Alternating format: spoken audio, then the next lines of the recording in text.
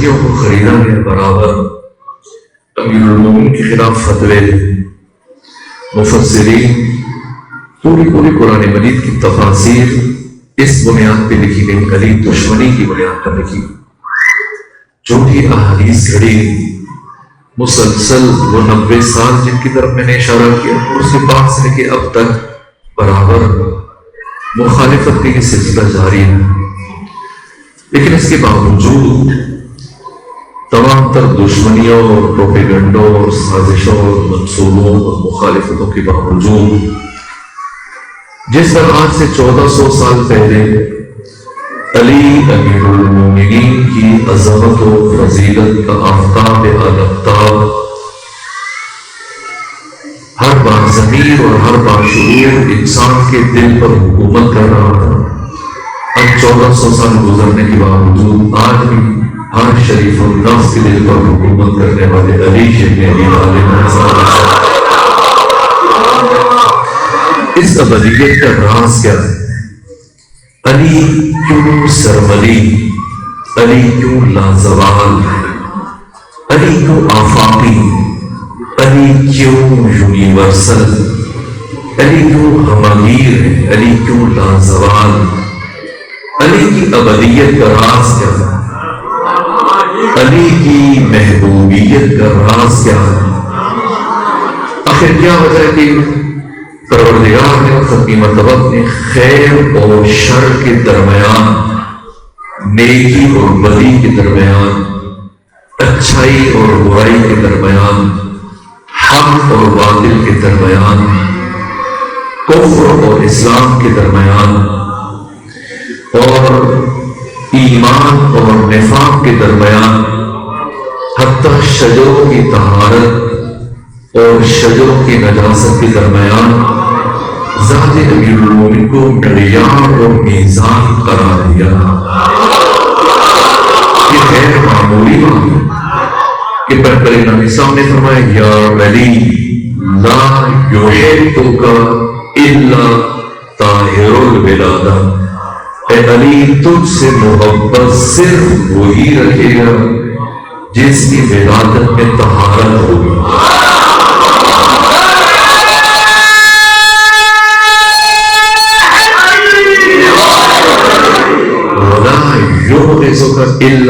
خبیث الولادہ، اے علی تجھ سے نفرت صرف وہی رکھے گا جس کی ولادت میں نجاست ہو۔ امام ششم نے فرمایا کہ من وجد فی قلبہ محبتنا فلیشکر امہ، جو شخص اپنے دل میں ہم 14 کی محبت محسوس کرے اسے چاہیے کہ اپنی پاک تینت ماں کا شکریہ ادا کرے۔ ابو بصیر نے عرض کیا فرزند رسول اگر ماں کا انتقال ہو جائے تو وہ کیا کرے؟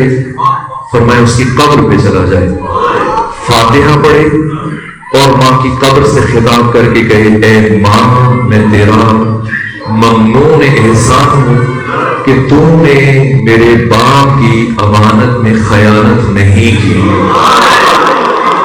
یہ جابر ابن عبداللہ انصاری جن سے یہ حدیث قصہ تک پہنچی، آج بھی گفتگو کے مجلس کے شروع میں ہم نے حدیث قصہ پڑھی سنی، کربلا کے پہلے زائر حدیث قصہ کے راوی صحابی رسول جابر بن عبداللہ انصاری یہ روایت کرتے کہ ختمی مرتبہ نے جنگ خیبر سے پلٹنے کے بعد جب تک زندہ رہے اکثر صحابہ کرام سے فرمایا کرتے تھے میرے صحابہ تم اپنے چھوٹے بچوں کو اٹھا کر ایسی گلی میں ایسے دوراہے اور چوراہے میں جا کے کھڑے ہو جایا کرو جہاں سے علی ابن ابی طالب کا گزر ہو، اور جب علی قریب آئے تو علی کی طرف اشارہ کر کے اپنے بچے سے پوچھو اتحب ھذا الفتى اتحب ھذا الفتى، کیا تمہیں اس جوان سے محبت ہے؟ اگر بچہ کہے ہاں ہے تو گھر جاؤ اور جا کر اللہ کا شکر ادا کرو، اور اگر تمہارا بچہ کہے کہ نہ نہیں ہے تو گھر جاؤ اور اس بچے کی ماں کو طلاق دے دو تاکہ تمہاری بعد کی آنے والی نسل سالم رہ سکے۔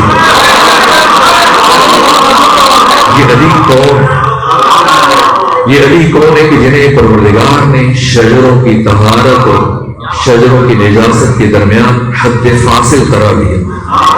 یہ علی کون ہے کہ جنہیں خیر و شر، کفر و اسلام، حق و باطل کا میزان قرار دیا ہے؟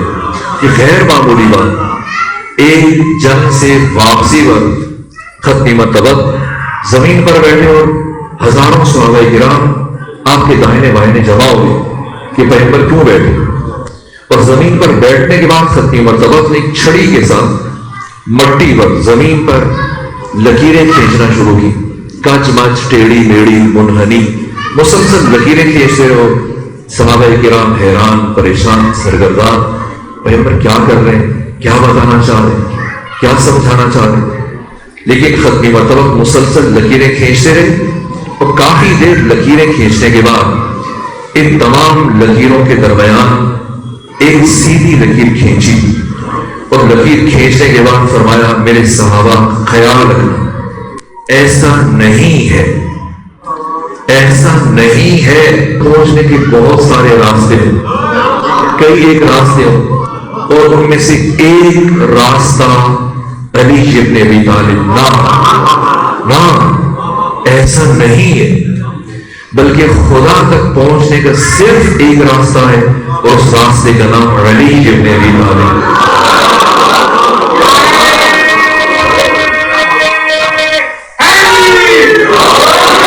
ہم کوشش کریں کہ آج اس سوال کا جواب تلاش کرنے میں کافی بڑھ گئے۔ سرنامہ کلام میں جو میں نے قرآن حکیم کی مشہور آیت کی تلاوت کا شرف حاصل کیا، وَمَا خَلَقْتُ الْجِنَّ وَالْإِنسَ، میں نے جنوں کو اور انسانوں کو خلق نہیں فرمایا مگر اس لیے کہ وہ میری عبادت کریں۔ مَا أُرِيدُ مِنْهُمْ مِنْ رِزْقٍ، مجھے ان جنوں سے اور انسانوں سے کوئی رزق نہیں چاہیے۔ وما اريد ان يطعم، مل کر مجھے کھانا کھلائے، نہ، ان اللہ هو الرزاق ذو القوة المتین، اللہ خود رزق دینے والا ہے، اللہ صاحب قوت، اللہ صاحب استحقاق۔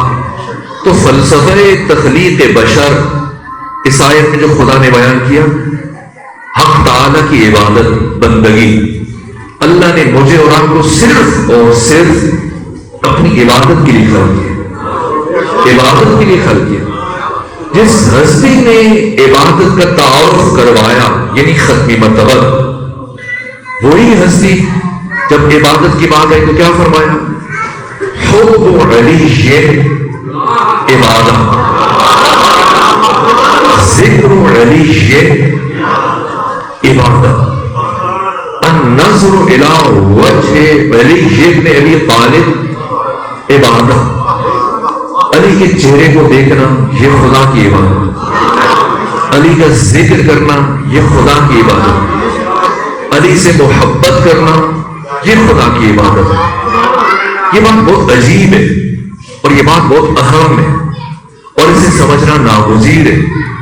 اور آج جب کہ ہم شب ضرورت سے قریب تر ہیں، کعبہ انسانیت کو منہدم کیا جا رہا ہے اس شب میں، تو رک کر یہ سمجھنا ناگزیر ہے کہ ان دو باتوں میں کیا رابط ہے کہ اللہ نے بشر کو اپنی عبادت کے لیے خلق فرمایا اور پیغمبر فرمائے کہ علی کو دیکھو یہ خدا کی عبادت، علی کا ذکر کرو یہ خدا کی عبادت، علی سے محبت کرو یہ خدا کی عبادت۔ عجیب یہ کہ اس حدیث کا ایک راوی عبداللہ بن عثمان بن عامر المعروف ابو بکر، جو پہلے خلیفہ اور ام المومنین عائشہ ہیں، اور ان کی یہ باہمی گفتگو ہے کہ ام المومنین عائشہ نے بیان کیا کہ ایک دن پیغمبر گرام اسلام اور میرے والد ابن ابی قحافہ عبداللہ بن عثمان بن عامر ابا بکر میرے گھر میں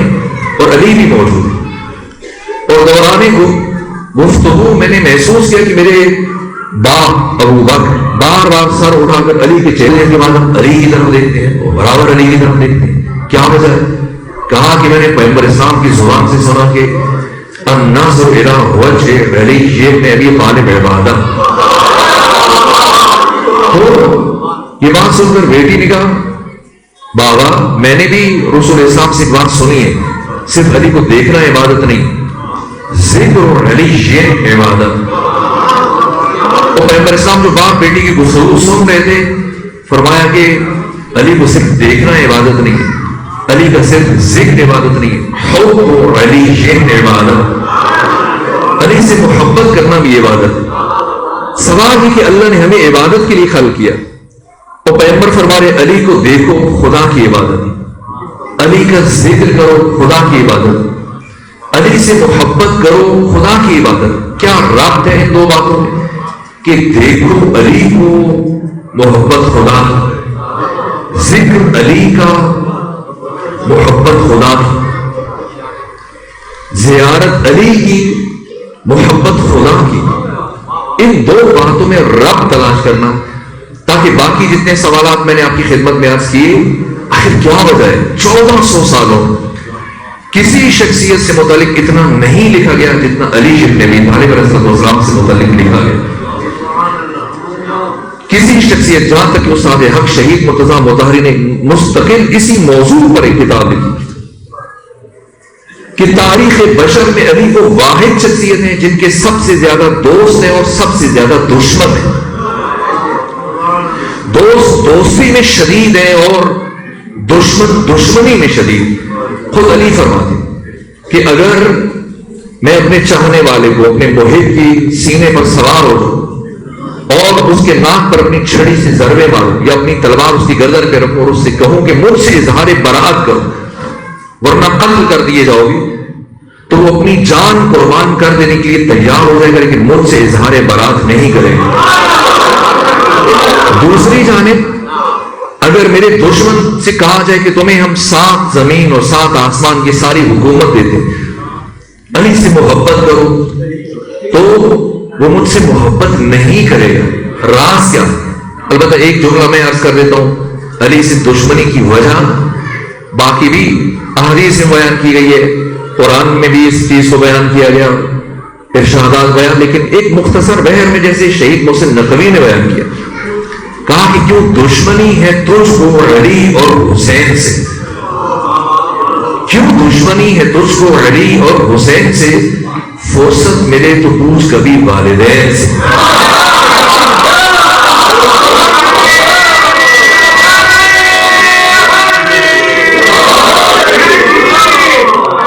لیکن اتنی دشمنی کے باوجود نام علی زندہ اور مسلسل زندہ تر ہو، جیسے جیسے وقت گزر ہے مسلسل کائنات کے باضمیر اور باشعور انسان ذات علی ابن ابی طالب کی طرف بڑھتے چلے جا رہے ہیں۔ آپ کی ابدیت کا راز کیا ہے؟ آپ کی محبوبیت کا راز کیا ہے؟ 1400 سالوں میں جتنا مولوی متقیان سے متعلق لکھا گیا، اگر میں اشارے کروں صدر اسلام سے لے کر آج تک اور وہ نام گنواؤں تو کئی گھنٹے گزر جائیں۔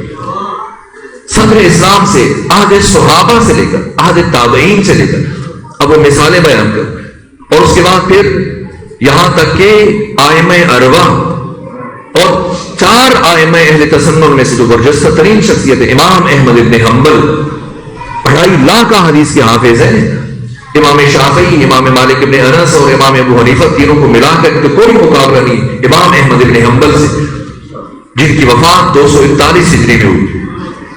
قرآن مجید کی 6236 آیتیں، 6000 آیتوں کو حفظ کر لے آپ کے حافظ قرآن، 2.5 لاکھ حدیث کے حافظ ہیں امام احمد ابن حنبل۔ اتنا لکھا ہے کہ آپ کی انگلیاں ان کے پورے گل گئے۔ یہ امام احمد ابن حنبل جن کی وفات 241 ہجری میں، ان کے بیٹے عبداللہ بن احمد بن حنبل جن کی وفات 290 ہجری میں ہوئی، اس کو امام جوزی نے اپنی کتاب میں کتاب الفضائل میں خود جن کی وفات 579 ہجری میں ہوئی تحریر کیا کہ عبداللہ بن احمد بن حنبل نے ایک مرتبہ اپنے باپ امام احمد بن حنبل سے پوچھا، بابا جان ما تقول فی تفضیل الصحابہ، بابا جان آپ کا تفضیل صحابہ سے مقام نہیں لیا، علی کا ذکر نہیں کیا۔ کہ بیٹا عبداللہ اپنا سوال درست کرو، تم نے مجھ سے اصحاب رسول سے متعلق پوچھا ہے، علی من اہل البیت لا یقاس بہم احدا، علی کا تعلق اہل بیت رسول سے ہے، علی نفس رسول ہے، علی جان رسول ہے، علی قلب رسول ہے، علی کا کسی کے ساتھ کیا تقابل ہے؟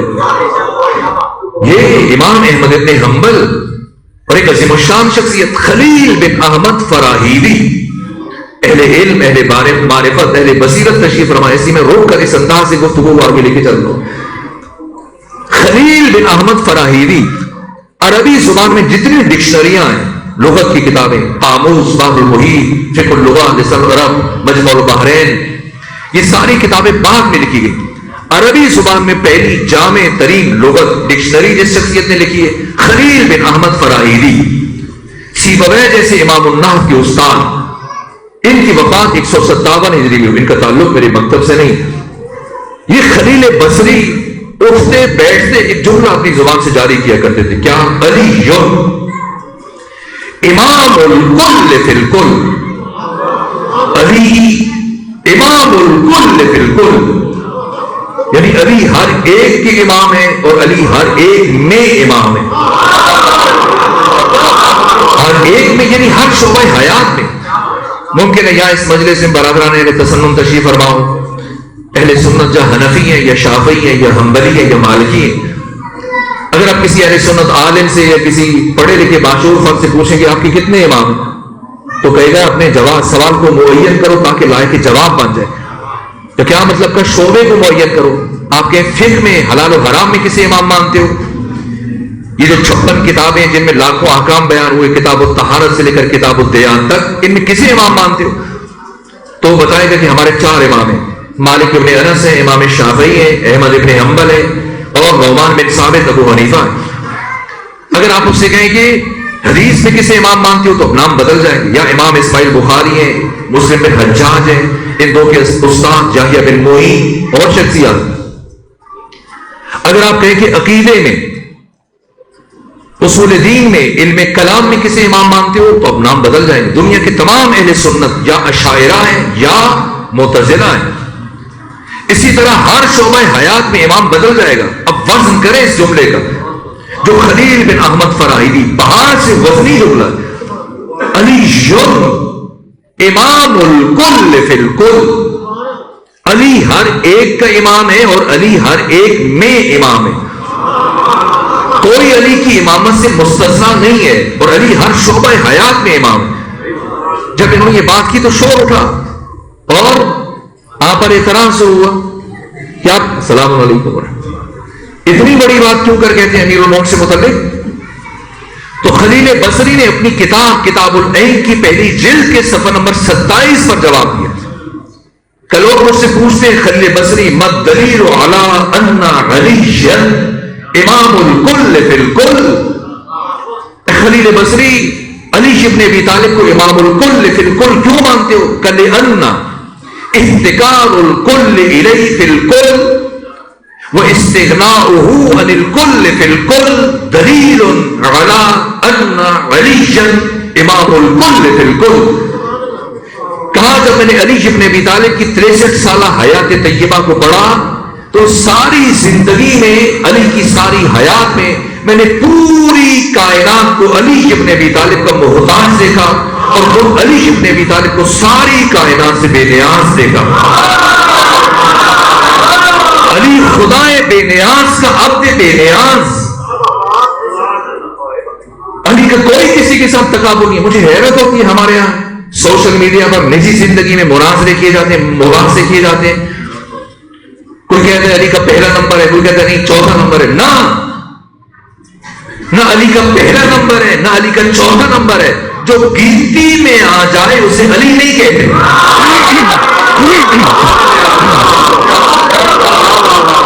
علی حق تعالی کی احدیت کا مظہر تام. یہ جو ہم خدا کو واحد کہتے ہیں مجازن کہتے ہیں، اس لیے کہ واحد عددی میں یہ نقص پایا جاتا ہے کہ اس کا نصف بھی ممکن ہے، 2 بھی ممکن ہے.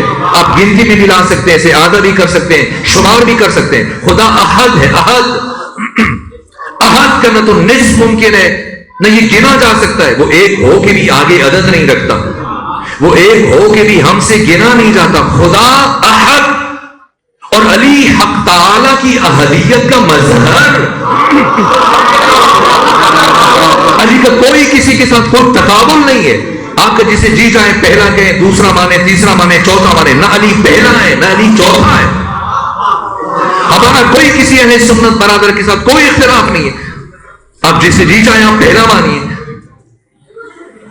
کوئی سرے سے اختلاف نہیں ہے. یہ باس عباس ہے. یہ مناظرے بیجا اور بے سود ہیں، اس لیے کہ سرے سے میدان الگ ہے. حنفی، شافعی، حنبلی، مالکی، دیوبندی، بریلوی، اہل حدیث وہ جس خلافت کی بات کرتے وہ اور ہے، ہم جس خلافت کی بات کرتے وہ اور ہے.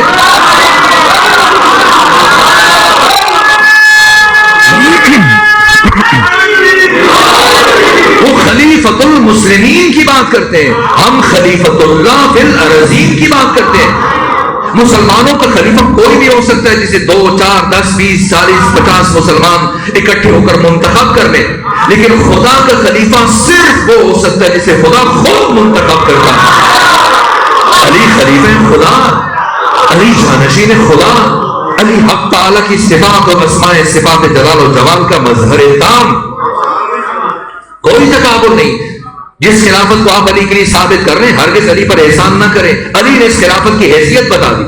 وہ علی کے جو دنیا کی دی ہوئی خدائی کو ٹھوکر مار دے، وہ آپ کی دی ہوئی خلافت کو لے کر کیا پوچھ رہے ہیں؟ اس خلافت کی حیثیت علی کی نگاہ میں کیا ہے؟ جنگ صفین میں جب حضرت پلٹ رہے تھے جنگ صفین سے، مقام ذیقار میں خود اپنے ہاتھوں سے پھٹی ہوئی جوتی کاٹ رہے ہیں.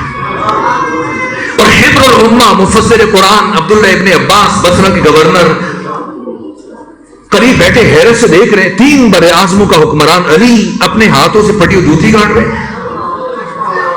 جب بغور دیکھا کہ برابر ابن عباس میری جوتی کی طرف دیکھے جا رہے ہیں، پوچھا ابن عباس بتاؤ تمہاری نگاہ میں میری جوتی کیا قیمت ہے؟ اب دوبارہ بغور حضرت کی نالین پاک کو دیکھا اور دیکھنے کے بعد عرض کیا، امیر المومنین اگر ناراض نہ ہو، اتنی پھٹ چکی ہے، اتنی کوہنا ہے، پرانی ہے کہ لا قیمت اللہ، کوئی قیمت نہیں. اگر آپ اسے پھینکے تو عرب کا فقیر ترین شخص بھی نہیں اٹھائے گا. یہ سننا تھا. امیر المومنین نے ابن عباس کی طرف دیکھا اور فرمایا، سنو ابن عباس، علی ابن ابی طالب کی نگاہ میں اس خلافت اور حکومت کی قیمت اس پھٹی ہوئی جوتی سے بھی کم تر ہے. سید العلماء علامہ علی نقی نقل نے یہ جملہ کہا کہ تاریخ بشر میں، تاریخ آدم میں، تاریخ عالم میں، تاریخ خاتم میں، تاریخ انسانی میں علی وہ واحد حکمران ہے جو یہ بات کہہ سکتا ہے کہ تخت سلطنت پست اور علی کی جوتی بلند. کیوں؟ کیسے کہ تخت سلطنت پر کبھی باطل کے پاؤں آئے، کبھی حق کے پاؤں آئے، لیکن علی کی جوتی وہ مبارک جوتی ہے جس میں ہمیشہ حق کے پاؤں آئے. سوال اپنی جگہ باقی رہ گیا. جناب ذاکر تشریف فرمائے، اسی میں گفتگو کو یہی روک رہا ہوں. علی کی ابدیت کا راز کیا ہے؟ علی کیوں سرمدی ہے؟ علی کیوں لازوال ہے؟ کیوں علی کا چہرہ دیکھنا خدا کی عبادت ہے؟ کیوں علی کا ذکر خدا کی عبادت ہے؟ کیوں علی سے محبت رکھنا خدا کی عبادت ہے؟ وقت نہیں، میں کبھی دوبارہ حاضر ہوا یہیں سے بات شروع کریں، لیکن اب جناب ذاکر کے احترام میں اپنی گفتگو یہیں پر روک رہا ہوں. لیکن راز ایک جملے میں اشارتاً عرض کر دوں. اس لیے علی کو دیکھنا خدا کی عبادت ہے کہ دیکھو کہ علی کو ذہن خدا کی طرف منتقل ہو. علی کا کریں گے اور ذہن خدا کی طرف. علی آیت پروردگار ہے. فرمایا انا آیت اللہ العظمیٰ انا آیت اللہ الکبریٰ. بس میرے عزیز، میں یہیں اس مشکل مرحلے میں گفتگو چھوڑ رہا ہوں، بے نتیجہ ہے، لیکن کبھی یہاں سے بات بڑھائیں گے اور اب جناب ذاکر کے اب بیانات سے استفادہ کریں گے. امیر المومنین اور آپ کے عشق میں آپ کی محبت، رشید حجری، ہزاروں شخصیتیں جنہیں تحقیر کیا. میں نے کہا کہ کس طرح جس طرح سے دشمن دشمنی میں شدید ہے، دوست دوستی میں شدید. رشید حجری کی جب ہاتھ کاٹ دیے گئے اور پاؤں کاٹ دیے گئے تو پھر ان کو باندھ دیا گیا کپڑے سے، رسی سے، خون ریس رہا اور یہ تڑپ تڑپ کر ان کی اب وقت موت کا قریب ہو رہا ہے، خون برابر قطرے زمین پر گر رہے. ان کی بیٹیاں، بیٹے، زوجہ، گھر والے سب اہل محلہ اکٹھے ہوئے اور رو رہے ہیں. کہا رونا پیٹنا چھوڑو، جلدی سے اگر کچھ لکھنے کا سامان ہے تو لے آؤ تاکہ میرے حافظے میں جو امیر المومنین علی ابن ابی طالب کے فضائل ہیں کہیں ضائع نہ ہو جائے، اور محفوظ کر لو، ضبط کر لو، لکھ لو. حجر ابن عدی امیر المومنین کے جاننثار صحابی، پیغمبر اسلام کے صحابی، مستجاب الدعوات، عظیم الشان شخصیت جنہیں عشق علی میں شہید کیا، ابن سکین متوکل نے مولا متقیان کی محبت میں جس بے دردی سے شہید کیا. اسی طرح سے حرہ بنت حلیمہ سعدیہ ایک فہرست ہے. بس آخری کو ملاحظ کروں، حجر بن علی پیغمبر گرامی صاحب ذی القدر صحابی. آج شب ضرورت ہے، شب شہادت جناب حجر بن علی 20 اور 21 کی درمیانی شب، یہ ساری رات انہوں نے مولا متقیان کے دروازے پر گزاری اپنے قبیلے کے افراد کے ساتھ. باقی ساسا بن سہن ابدی ہیں، دیگر اصحاب ہیں، ابن عباس، یہ سب افراد بڑی تعداد میں حضرت کی گلی یوں بھری ہوئی افراد. یہاں تک ایک مرحلے پر جناب حجر کا پیمانہ سر لوریز ہوا، تب قلبان دستک دی، امام حسن تشریف ہے. پوچھا حجر کیا بات ہے؟ کہا آقا صبر نہیں ہو رہا، آپ کی پدر بزرگوار امیر المومنین کی برات کر سکتے، یہاں تک کہ جناب حجر کو آپ کی برات کر سکتے، یہاں تک کہ جناب حجر کو آپ کے بیٹے اور آپ کے قبیلے کے 6 برجستہ شخصیات کے ساتھ اسیر کیا گیا حاکم شام کے حکم سے. اور اسیر کر کے جب پیش کیا گیا تو مطالبہ کیا گیا حجر سے کہ علی سے اظہار برات کرو ورنہ قتل کر دیے تو. ان سب کی قبریں خدوا کے سامنے دیے تو، ان سب کی قبریں خدوا کے سامنے رکھ دی گئی مرج الازرا شام کے علاقے میں. اور مطالبہ کیا گیا. جناب حجر نے کہا کہ اللہ نے حجر کو وہ زبان نہیں دی جو علی سے اظہار برات کر سکے.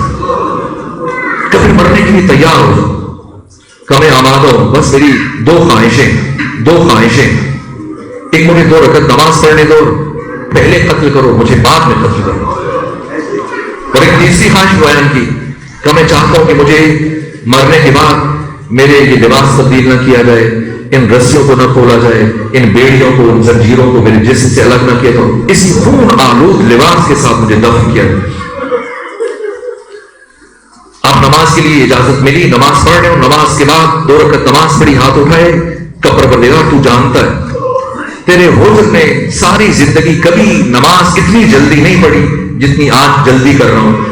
اور جلدی سے اس لیے کر رہا ہوں کہ علی کا دشمن یہ خیال نہ کرے کہ علی کا شیعہ منہ سے ڈر گیا اور منہ سے بچنے کے لیے بہانے بنا رہے ہو، نماز کو طول دے رہے. نماز پڑھ کے آئے اور دشمن علی نے سوال کیا، حجر نماز کے لیے مہلت مانگنا علی کے شیعوں کی پرانی عادت ہے، لیکن مجھے یہ سمجھ میں نہیں آ رہا کہ تم نے اپنے بیٹے کے قتل کی بات خود سے پہلے کیوں؟ کیسی کہ میں اس سے بہت محبت کرتا ہوں. کہیں کیسی محبت ہے کہ تم اپنے بیٹے کو اپنے سامنے قتل ہوتے ہوئے دیکھو؟ کہ اس لیے کہ مبادا میرا بیٹا مجھے میرے 6 ساتھیوں کو قتل ہوتے ہوئے دیکھے، منہ سے ڈر جائے، گھبرا جائے، علی سے اظہار برات کر لے اور ہمیشہ کے لیے جہنمی ہو جائے. میں اپنی زندگی میں اپنے بیٹے کو جنتی بنا کے مرنا چاہتا ہوں، اس اطمینان کے ساتھ دنیا سے رخصت ہونا چاہتا ہوں کہ میرا بیٹا جنتی. کہاں یہ تیسری کیا عجیب خواہش کی کہ آپ کو انہیں رسیوں میں اور انہیں زنجیروں میں خون آلود چہرے کے ساتھ، کپڑوں کے ساتھ اس حالت میں قبر میں اتارا جائے. اب گریہ کیا.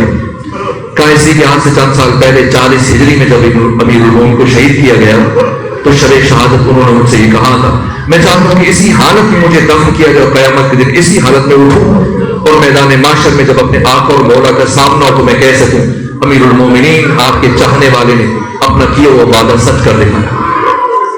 بس میرے سے صرف ایک جملہ تفصیلی مسائل جناب ذاکر سے سنیں. شب شہادت امیر المومنین وصیتیں فرما رہے، صرف ایک جملہ تکمیل مجلس کی. یہاں تک کہ سب کو وصیتیں کرنے کے بعد حضرت نے سب سے آخر میں اپنی بڑی بیٹی کربلا کی شیر خاتون ثانیہ زہرا عقیلہ بنی ہاشم زینب بنت علی سلام اللہ علیہ کو بلایا. کچھ کہنا چاہ رہے ہیں لیکن باب مدینہ العلم اور وارث منبر سرونی خطیب ناصر البلاغہ کچھ کہہ نہیں پا رہے. یہاں تک کہ بیٹی کو اور قریب کیا اور فرمایا، بیٹی زینب اپنا کان میرے دہن کے قریب لے کر ثانیہ زہرا اپنا کان مولا متقیان کے دہن کے قریب لے کر گئے. حضرت نے کچھ جملے کہے، اس کے بعد حضرت کی شہادت ہوئی اور پھر 20 سال گزر گئے. ان 20 سالوں میں بنو ہاشم کی خواتین اکثر ثانیہ زہرا سے پوچھا کرتی تھی، اے بیوی بتائیں وقت آخر آپ کے بابا علی نے آپ کو کیا وصیت کی؟ لیکن بیوی نے کبھی کسی کو نہیں بتایا، یہاں تک کہ کربلا گزر گئی۔ 19 دن کا مشکل ترین سفر طے کیا، کربلا سے کوفہ، کوفہ سے شام۔ 3 دن شام شہر کے دروازے پر بٹھایا گیا، لیکن اس سارے عرصے میں بیوی نے کبھی اس رات سے پردہ نہیں اٹھایا، یہاں تک کہ بیوی کو بازاروں سے گزارا گیا، مخدرات عصمت و طہارت کو۔ اس حالت میں بیان نہیں کر سکتا کس عالم میں بیوی کو ان بازاروں سے گزارا گیا۔